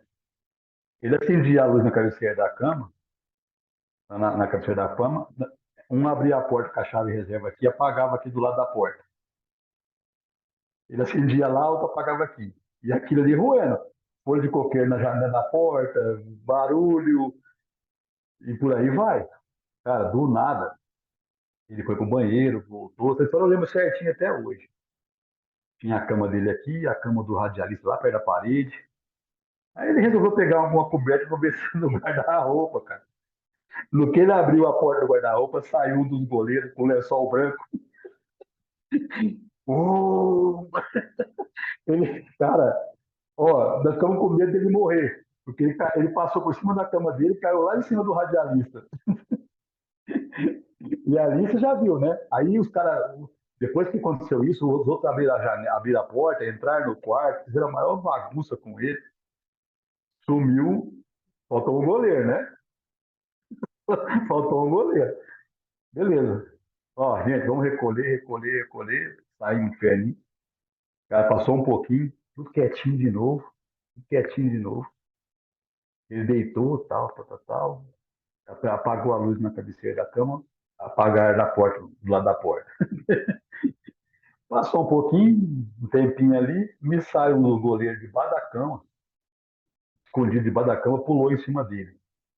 Cara, ele não teve um ataque cardíaco aquele dia porque foi por Deus. O cara ficou. Isso é uma história que aconteceu em 80 e alguma coisa. Então aí é o tipo da história que você não esquece nunca. Você não esquece das brigas, por exemplo. A Avenida saindo em Tomiaru, em São Vicente, escoltado de viatura, de tudo quanto é jeito, que deu briga no jogo. Você não esquece. Você pega aquele gol do 1 segundo do Dieguinho no Parque São Jorge, todos os detalhes a gente lembra até hoje daquelas histórias lá. O que aconteceu de todos os momentos do jogo, sabe? A prorrogação, como começou, eles fizeram 1-0, o jogo estava meio que caminhando para o final. O clima do jogo, que 10, 12 mil pessoas no ginásio, os caras precisando chegar numa final, todo ano a gente eliminando eles, e aquela história toda. Aí, eu lembro até hoje, cara, o Lucaian fez o primeiro gol.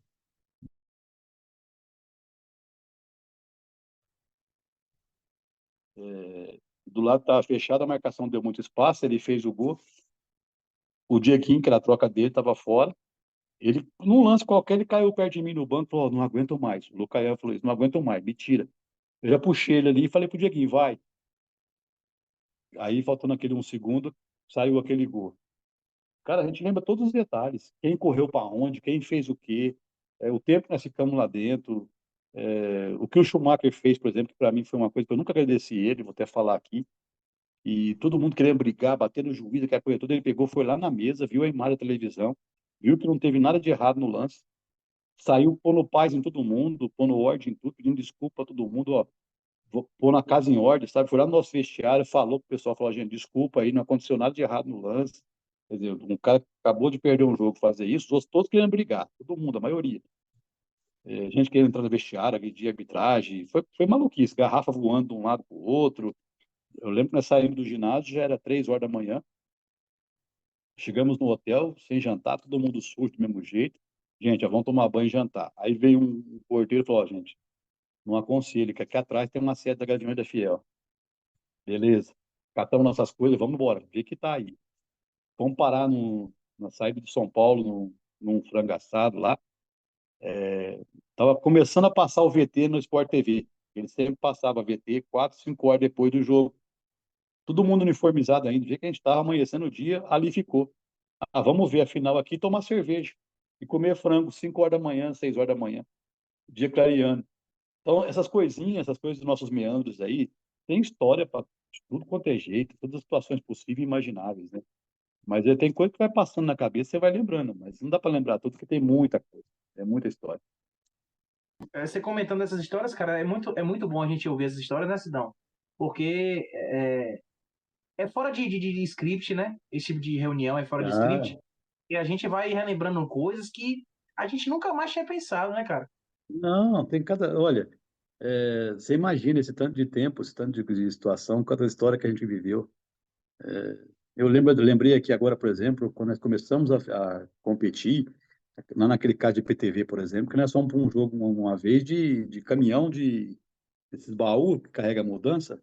A empresa tinha um caminhão daquele lá, nós colocamos sofá dentro dele e fomos de caminhão, cara. Então a gente começa a lembrar as histórias, você começa a lembrar algumas coisas.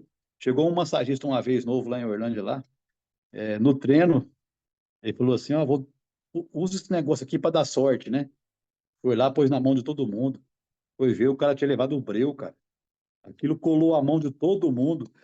É, aí vai indo, você vai lembrando cada coisa assim que.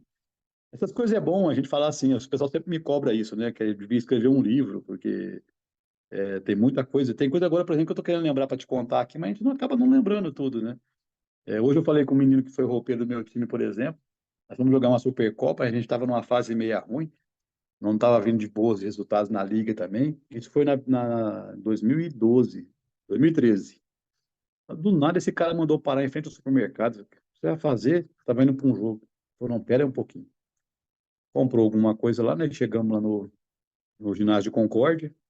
Ó, antes de ir pro jogo, ele falou, então, pera aí agora.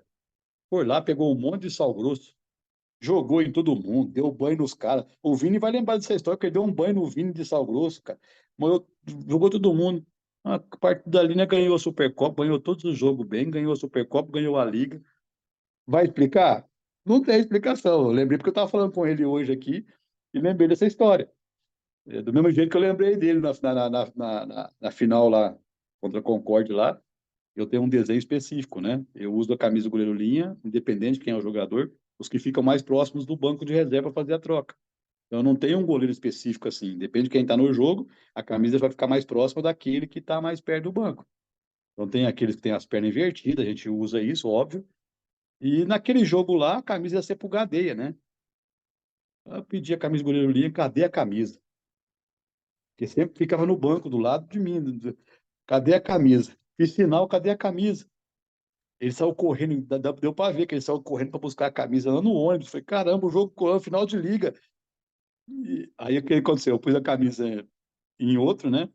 Acabou que nós fizemos o gol. Foi aquele lance que o Falcão fez o gol de cabeça no finalzinho. Mas eu tava invertida a camisa. A camisa não chegou. Então, assim, tem muita coisa. Você tá ficando maluco. Se a gente for lembrar tudo, essa coisa é bom de lembrar e um dia escrever um livro. Eu sempre brinco quando tem algum fato inusitado. Ó, você vai entrar no meu livro. Mas lembrar todos agora assim é difícil de lembrar. Não, é interessante, Sidão, e É, esse é o espírito dessas reuniões que a gente faz, para que você relembre momentos marcantes, momentos engraçados, inusitados.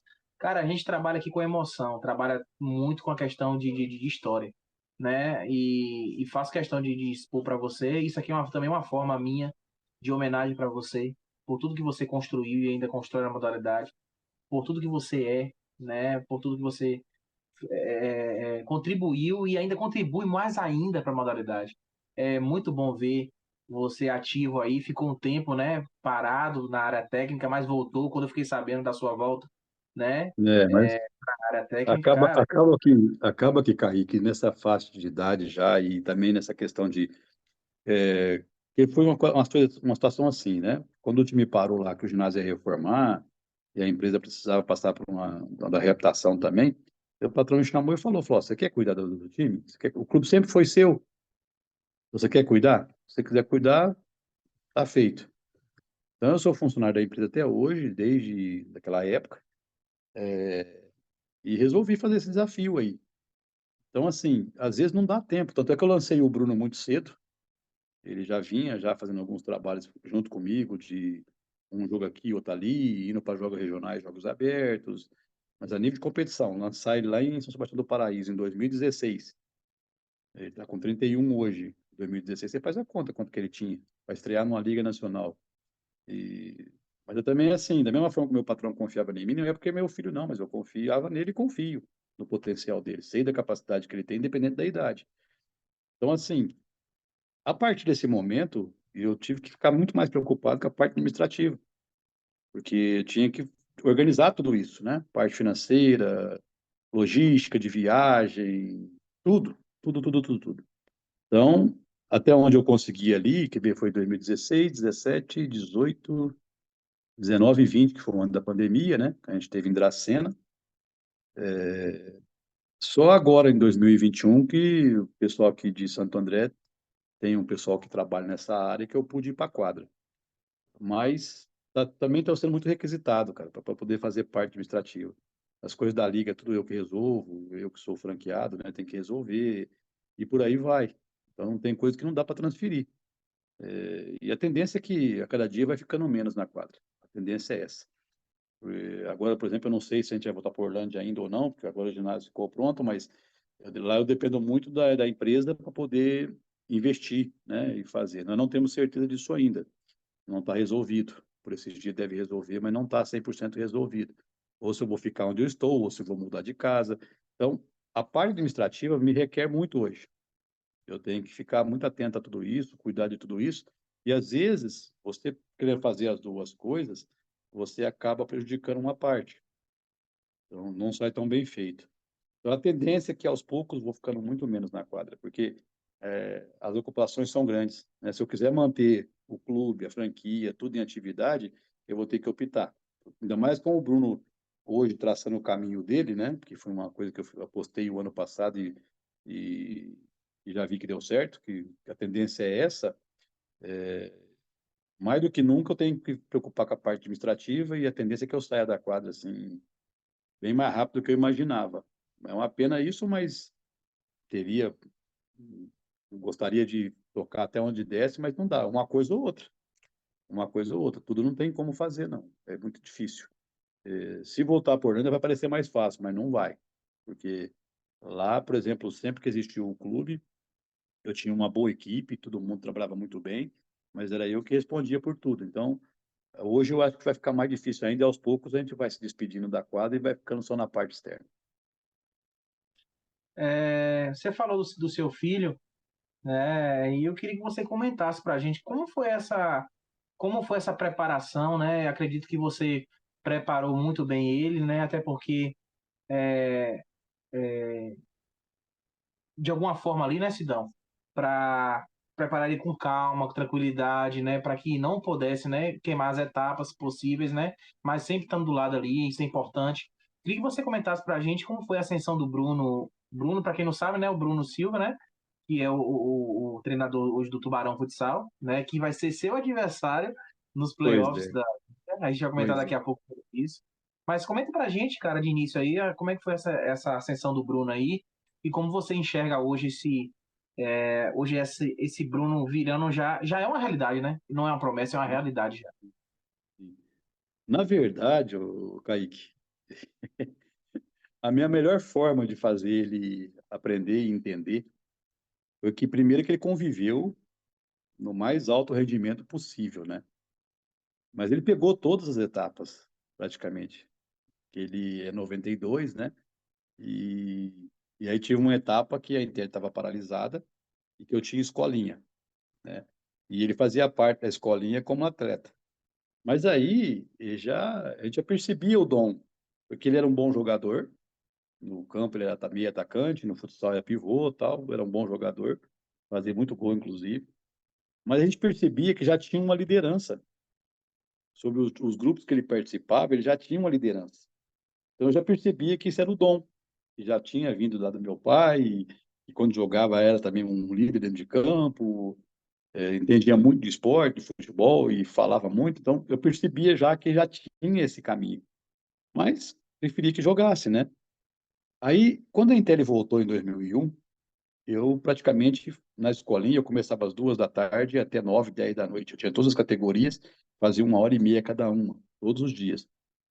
E ele ia para o campo e ficava comigo lá no clube, ficava comigo lá, a maioria das vezes. Às vezes participando, às vezes ajudando. E ali eu percebi, um dia eu saí, e eu precisei sair de urgência, assim, e não tinha ninguém para me substituir aquela hora.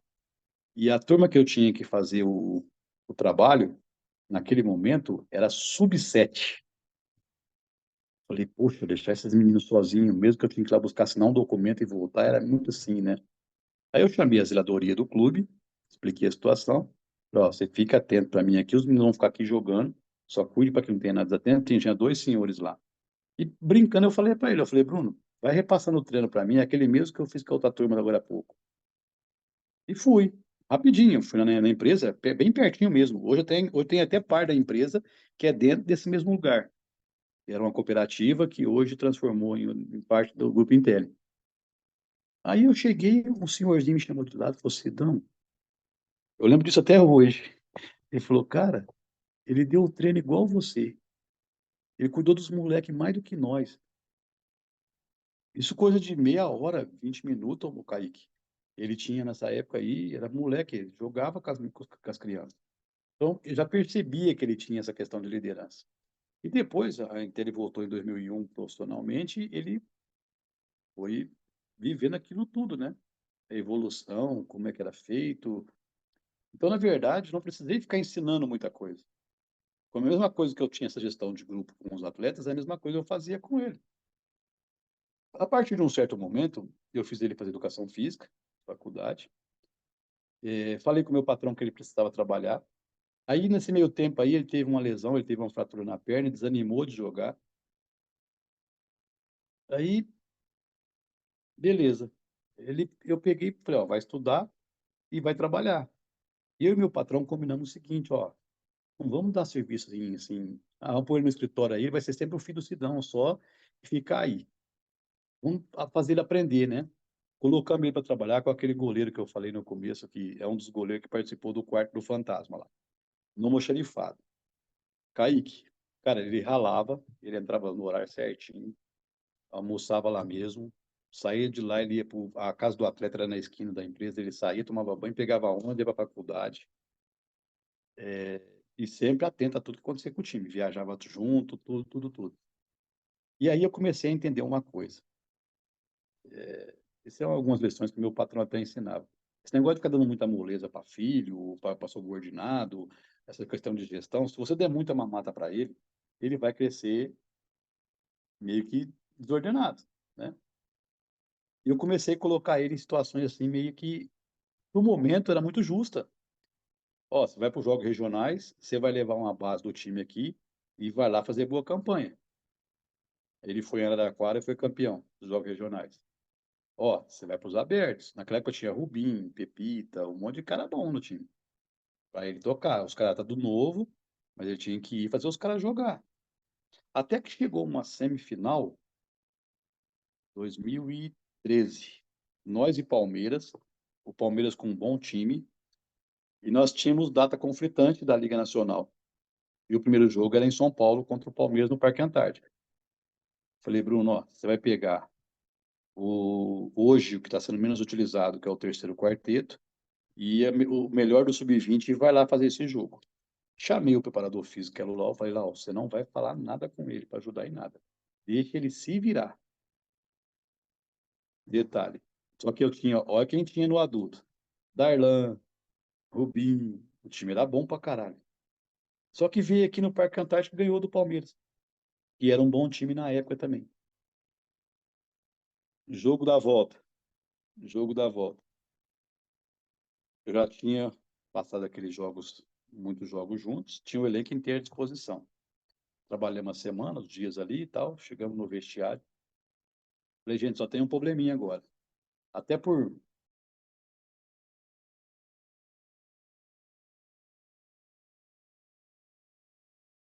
Aí. Imagina, nós e Palmeiras em casa, o Palmeiras precisando ganhar, nós time com Falcão e companhia, todo mundo, e ele tem que administrar isso. Então, assim, eu fui dando essas experiências para que ele fizesse.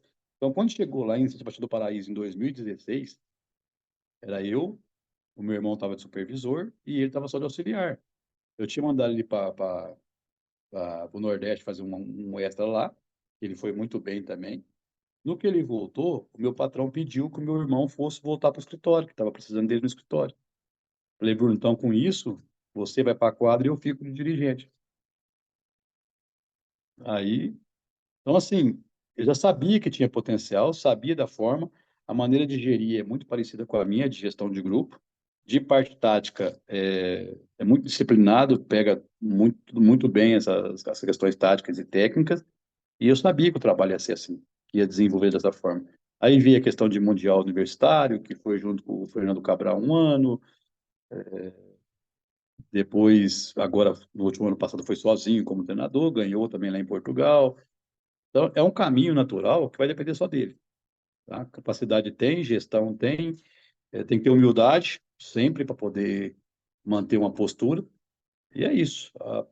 O ano passado, quando ele te- falou de sair do Santo André do meu lado, eu falei, ó, confie e vai, porque é a hora. Esse negócio de ficar sendo aqui, sempre comparado comigo, sempre perto de mim, sempre perto do nome dele, Falei, tá na hora de voar. E aí tá provando que estava certo e que esse é um caminho natural, mas tem que continuar com o pé no chão. Não deixar as coisas crescerem, não, porque no esporte, na vida, você tem que estar sempre com o pé no chão para poder fazer a coisa certa. E ele acho que já entendeu isso já. E a gente, assim, foi uma prova, querendo ou não, foi uma prova de fogo, né, Sidão? Sim, Ele, Tubarão, sim. porque assim, a gente viu o Tubarão tava numa fase de reestruturação, né? Total. Literalmente, né? Literalmente, totalmente, de investimento, de Sim, filosofia, porque ele veio de um bom trabalho do Gordo, né? Mas que ali, às vezes, faltava o resultado, ganhou um catarinense, eu sempre apoiava lá, porque lá atrás, quando eles também tiveram alguns erros lá, eles me procuraram para ajudar eles, e eu fiz questão de ajudar, e acabei tornando amigo pessoal do pessoal deles lá. E quando eu recebi o convite para que ele fosse, fiquei mais satisfeito ainda, que ele tinha outras propostas, mas optamos por lá para realmente começar do zero, cara. Orçamento baixo, pé no chão, mas com uma boa estrutura, a diretoria muito afim de trabalhar, o pessoal querendo evoluir de novo. Eu acho que deu tudo certo. É um casamento perfeito que tomara que logo eles consigam aí. Aliás, já estão colhendo, né? Espero que consigam semear melhor, semear bem, para que continue evoluindo sem ter que refazer isso de novo, que é o mais importante. e prova viva disso, né, Sidão? O contrato dele foi renovado lá com o Tubarão, né? Sim. E depois da saída do Gordo, teve E três assim, né? treinadores. E assim, né, Kaique? Teve várias sondagens que o pessoal até ligava para mim para perguntar da disponibilidade, sondagem de times até com um investimento bem maior, mas eu acho que ele tinha que manter o trabalho, sabe, dar uma sequência. E depois, igual você fala, você ia falar, depois do Gordo não tinha uma sequência. Agora eu acho que ele é possível de fazer. Vamos ver. Tomara que dê tudo certo e siga o caminho deles aí bem feito.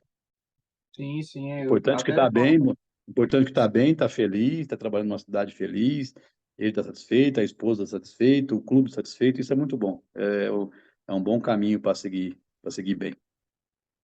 E os três últimos, né? Fora o Gordo, que fez um trabalho bacana lá, foi o Hugo Veloso, né? Foi o Lacerda, um projeto Sim, bacana, né? Tinha tudo sim, para. Até foi na época da Taça Brasil lá em Tubarão, tudo aquilo sim, envolvido, sim, né? Contratação.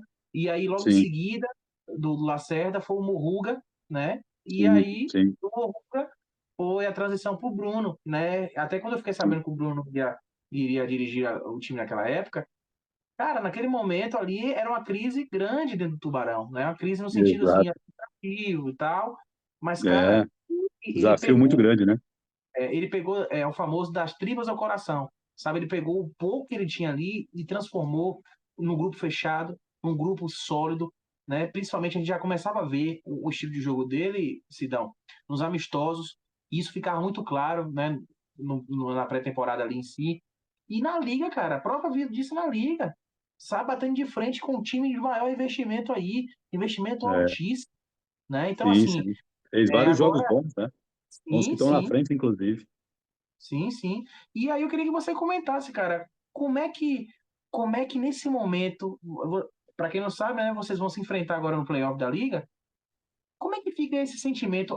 Você consegue dimensionar essa questão de sentimento de orgulho de pai e ao mesmo tempo o sentimento né, de uma, eu vou colocar aspas, né? Eu não trato isso como uma forma objetiva, uma rivalidade dentro de quadro, né? Que isso é óbvio, isso é normal. Não é uma É que rivalidade, assim, né?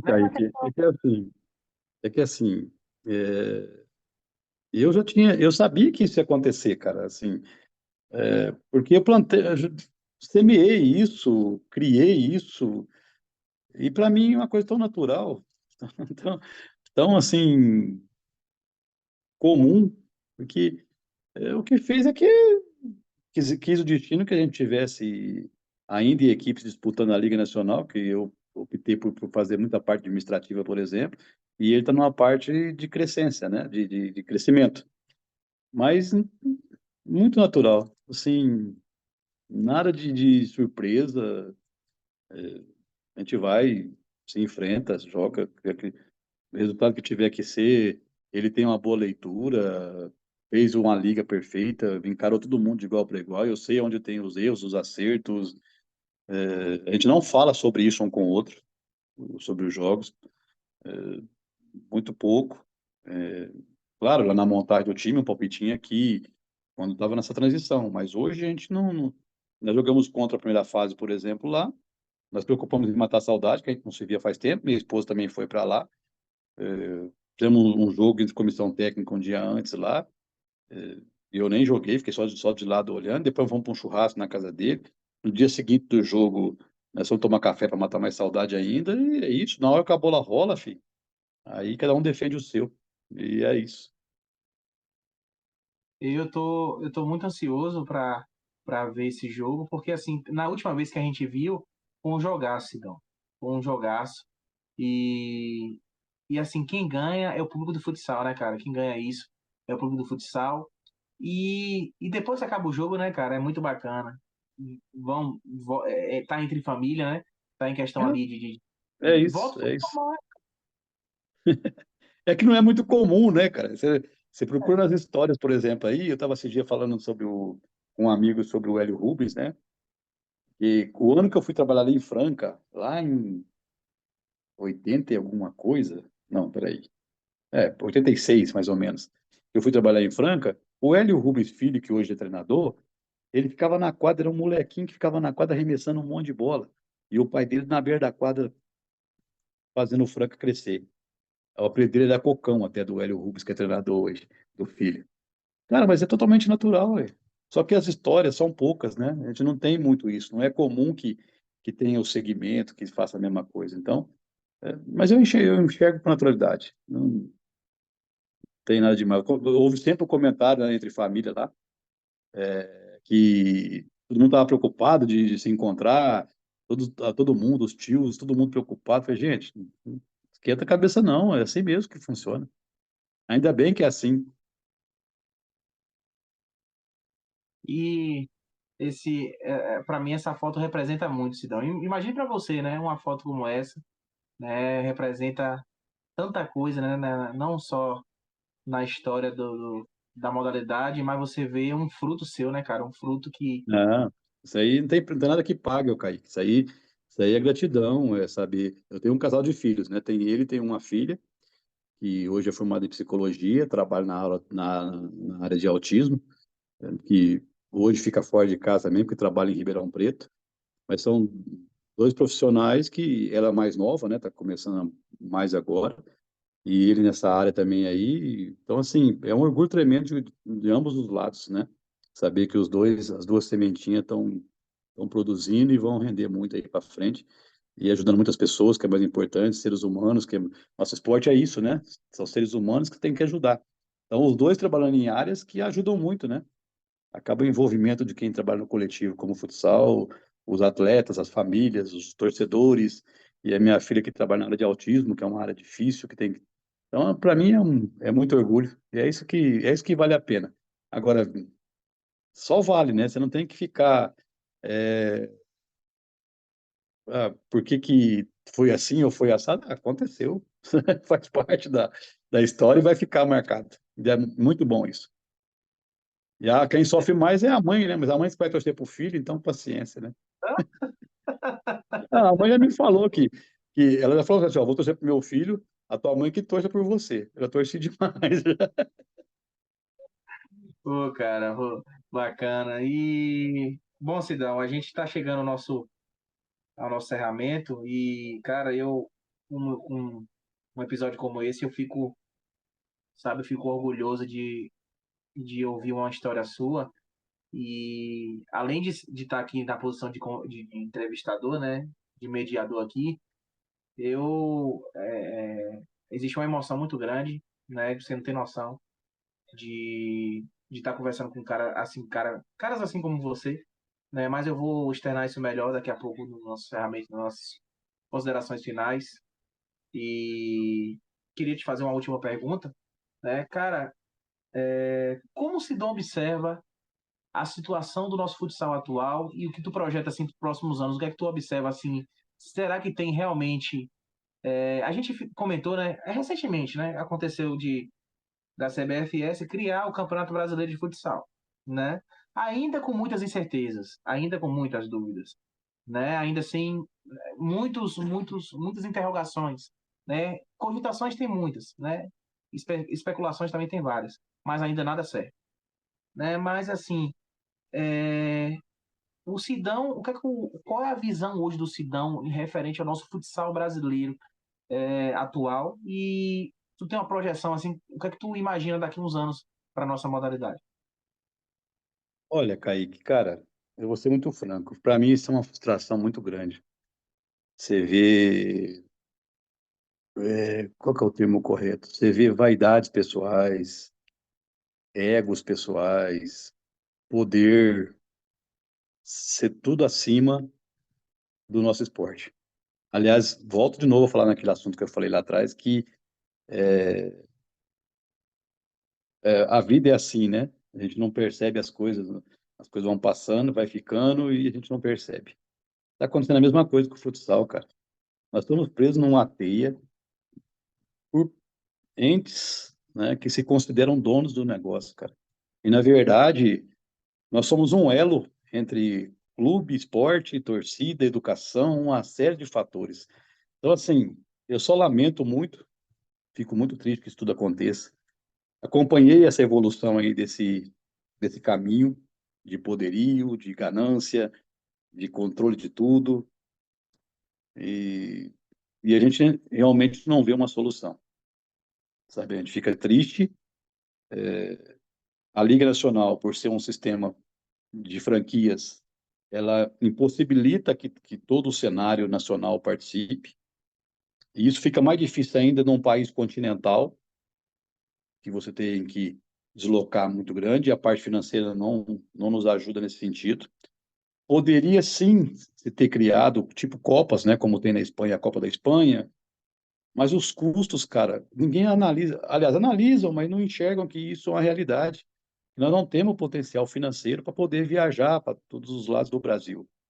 Isso, quando eu falo todos, é todos. Os clubes da Liga Nacional, nem todo mundo, quase todo mundo não tem também essa grana para poder ir lá para o Nordeste jogar. Aí você imagina um time do Nordeste, por exemplo, que tem que vir. Nós vamos lá uma vez só. Imagina quem tem que vir fazer todas as rodadas aqui embaixo. Então, isso é um problema? É um problema. Mas ele não poderia ser o maior problema. Agora, essa questão de separa aqui, separa ali, isso é um caso que ganância, poder, isso tudo vai chateando a gente. Eu estou vivendo nesse meio, eu sou franco com todos eles, se precisar ser. Agora, a Liga Nacional criou acesso e descenso, que vai ajudar algumas equipes, vai ter o sub-20, vai ajudar algumas equipes. E aí eu ouvi uma palavra de um dos supervisores na última reunião, vou citar o nome que foi o Tedão, e ele falou o seguinte, gente, vamos torcer para que dê certo, porque o nosso campeonato, ele já, quer ou quer não, ele já tem uma história, já vai continuar.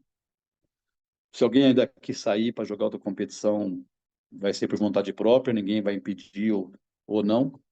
E torcer para que o outro campeonato também seja bom, porque a gente vai dar mais emprego, vai ter mais modalidade aparecendo, a modalidade está aparecendo mais ainda, mas que a gente não veja com esse lado de torcer contra, que todo mundo tenha seu espaço. Agora, o ideal é que nós tivéssemos uma entidade que, fora a Liga Nacional, criasse campeonatos que abrangesse todos, mas que não fosse por ganância, que não fosse por poder, que fosse pelo esporte. Mas cada dia que passa está se perdendo mais isso, e a gente vê, e eu fico defendendo a arbitragem, por exemplo, e várias vezes eu defendi a arbitragem, porque se lançou a arbitragem numa fogueira danada, um esporte está dinâmico ao extremo, lances muito rápidos, aí se lançou a arbitragem toda nova, queriam crucificar a arbitragem, eu tentando defender e fica difícil de defender. Eles não são profissionais também, eles têm que trabalhar o dia todo para depois estar ali na quadra podendo ajudar. Então tem muitos fatores errados, o Kaique. Isso eu lamento, eu vejo com tristeza.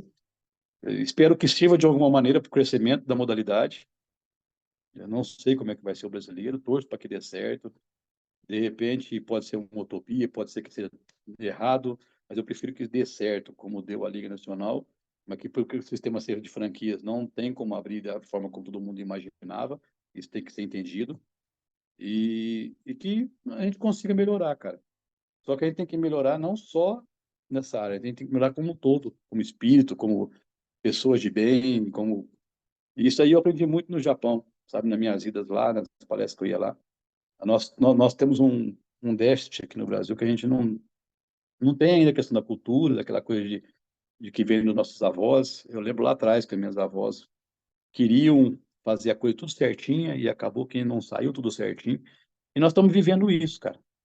Vivendo por ganância, por poder, por N fatores e às vezes esquecemos de viver. Que é isso que nós falamos quando nós falamos do caso do Ferretti, outros casos que não são homenageados, dos ex-atletas. Tudo isso passa muito rápido, né? E a gente vai, isso é um exemplo do meu pai, por exemplo, que foi um ser humano extraordinário, a todo mundo que cercou ele. O que eu trago de lição sem ser perfeito, o que o Bruno traz de lição sem ser perfeito, e a gente não aproveitou. Então, eu até falo emocionado, mas é a realidade do futsal brasileiro. Nós estamos num caminho hoje ruim, e eu espero que sirva de alguma coisa para que todo mundo evolua, para que todo mundo cresça. Tomara, tomara que isso aconteça. E é muito verdadeira as suas palavras, né, Sidão? Você se emociona não só como um amante, né, cara? Mas você tanto contribuiu e vê acontecer sujeiras, né? Podridões dentro da modalidade de pessoas que não tiveram nem 1% de contribuição realmente no futsal, mas que usou o futsal como uma manobra fiscal, né? Como uma forma ali, né? Complicada. Por isso Então, que assim, cara, por isso que às né? vezes eu fico chateado, porque faz parte, isso tudo que a gente fala futsal, para mim faz parte da minha vida. É a minha vida toda, juntamente com a minha família, com quem está ao meu redor. O futsal faz parte disso. Então, assim, como que a gente não vai ficar triste sabendo que nós estamos passando por isso dessa forma, porque tem situações que a gente não tem o controle, que foge do controle. Vamos lamentar, cara. A gente só lamenta, vamos torcer para que tudo caminhe, para que tudo ande bem, que o ser humano acaba se entendendo, que as coisas caminhem melhor, para que a gente possa tirar mais proveito da situação, porque todo mundo esquece que vai passar aqui tudo muito rápido, né?